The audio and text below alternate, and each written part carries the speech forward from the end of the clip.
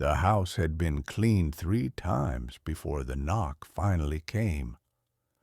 Amara stood in the middle of the sitting room, her hands folded tightly at her waist, listening to her own breathing. The clock on the wall ticked too loudly, each second stretching like it was waiting for something to go wrong. When the knock sounded again, firm, unhurried, her heart dropped. She opened the door. Daniel stood there in his uniform, darker and leaner than she remembered, his shoulders rigid as if they carried more than the weight of his bag. His eyes met hers briefly before sliding away, scanning the compound like a soldier on patrol. For a moment, she waited for the smile. It did not come. "Daniel," she whispered, the name breaking softly from her lips. He nodded once. Amara. Just her name. No endearment. No warmth. She stepped aside to let him in, watching as he crossed the threshold like a stranger who knew exactly where everything was. His boots echoed against the tiled floor. He did not look around, did not comment on the house she had kept alive in his absence.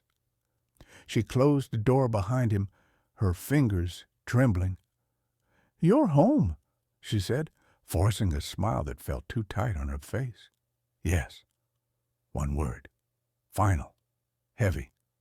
He set his bag down carefully, as if violence lived inside it and needed to be controlled. When he straightened, she noticed his hands, steady, scarred, clenched. She reached for him instinctively. Daniel flinched. The movement was quick, almost invisible, but it sliced through her chest all the same. Her hand froze in the air before she let it fall back to her side. Sorry," she said, though she wasn't sure why she was the one apologizing.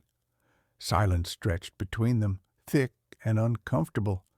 He finally looked at her, then really looked, and something in his gaze made her stomach twist. It wasn't anger. It wasn't love.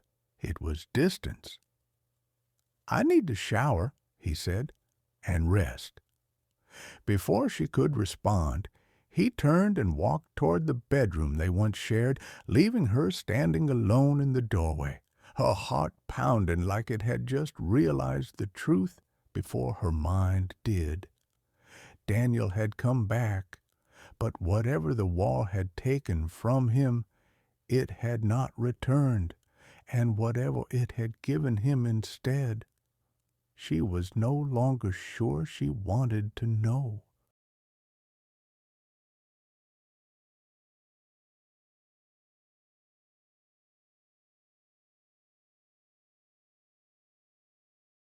The night had a way of reminding Daniel of war.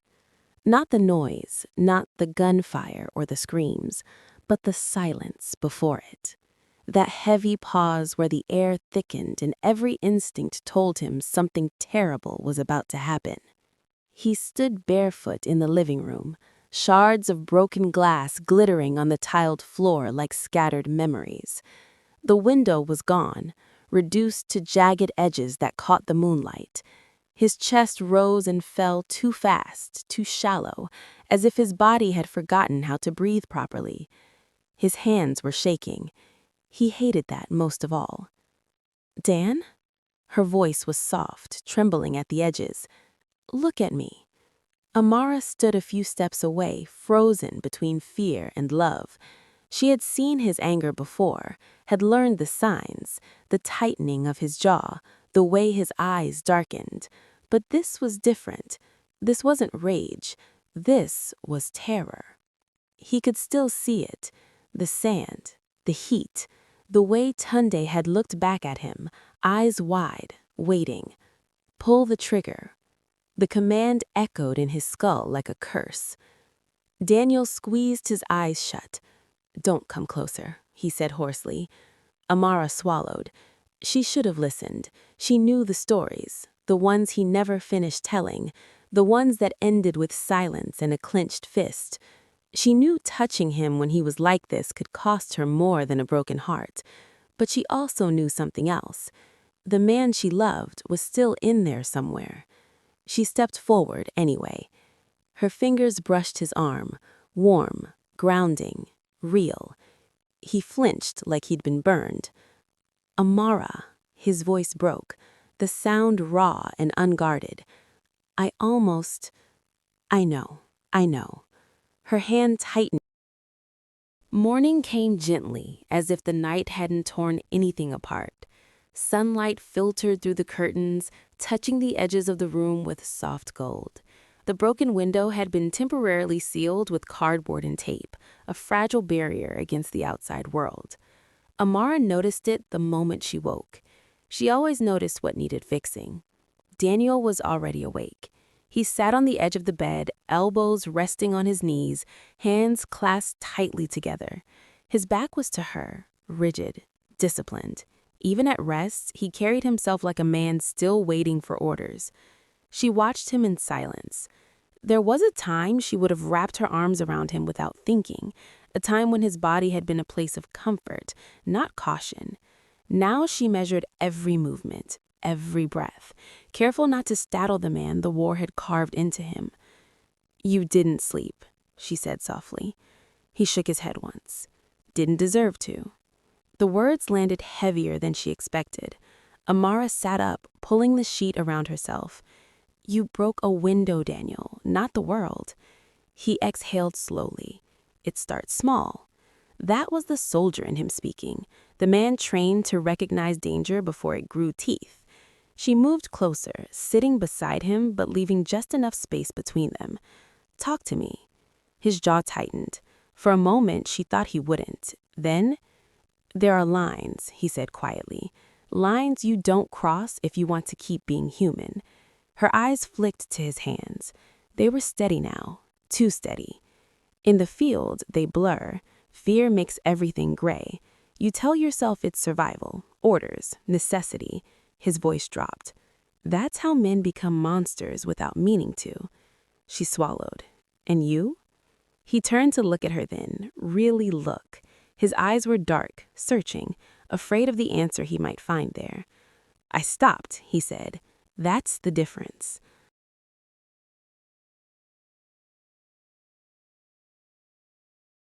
The knock came just after sunset. 3 sharp raps against the door, deliberate, confident. Daniel felt it before he heard it. His body stiffened, instincts snapping awake like old scars splitting open. The room dimmed around him, the hum of the generator outside fading into a low, distant buzz. He knew that knock. Amara looked up from the kitchen doorway. "Are you expecting someone?" "No," he said, but his hand was already moving. The pistol lay hidden in the drawer beneath the dining table, unloaded, untouched since his return. He had sworn he wouldn't keep it, had promised her. His fingers hovered above the handle. Then he stopped. That line again, clear, unmoving. "I'll get it," Amara said. "No." His voice was calm, but final. "Stay back." He opened the door. The man on the other side smiled like they shared a secret. "Took you long enough," Sadiq said. He looked older, leaner, eyes sharper, but the posture was the same. Military, familiar, dangerous. Daniel's jaw tightened. "You shouldn't be here." Sadiq chuckled softly. "Funny. That's what Tunde said too." The name hit like a bullet. Daniel didn't move, didn't reach for the gun, didn't raise his voice. "What do you want?" he asked. "To see if the stories were true," Sadiq replied, eyes flicking past him toward Amara. "That you came home soft." Amara stepped into view despite Daniel's warning. Her heart hammered, but she refused to shrink. "She's not part of this," Daniel said quietly. Sadiq's smile widened. "Everyone's part of it. That's the lesson you never learned." He reached into his jacket. Time slowed. Obina's mind screamed the same command it always had: pull the trigger. Instead, he stepped forward, placing himself squarely between Sadiq and Amara. "No, this ends here." Sadiq paused, studying him. Then slowly he withdrew his hand. A phone. Relax, he laughed. If I wanted blood, you'd be drowning in it already. He leaned in close, voice dropping. But you should know, restraint doesn't erase guilt. Daniel met his gaze, unflinching. Maybe not, but it keeps me human. For a long moment, the world held its breath. Then Sadiq stepped back. Enjoy your redemption, he said. They don't last. He turned and disappeared into the night. The door closed with a soft click. Only then did Daniel's knees weaken. Amara rushed to him, gripping his arms, searching his face. You could have. I know, he said, pulling her into him. His hands shook, not with fear, but with release. She buried her face in his chest, tears wetting his shirt. You chose us. He pressed his lips to her hair. I always will. Outside, Lagos breathed, loud, chaotic, alive. The past had come knocking, and this time, Daniel had answered without becoming the man he feared. The line held, and so did she.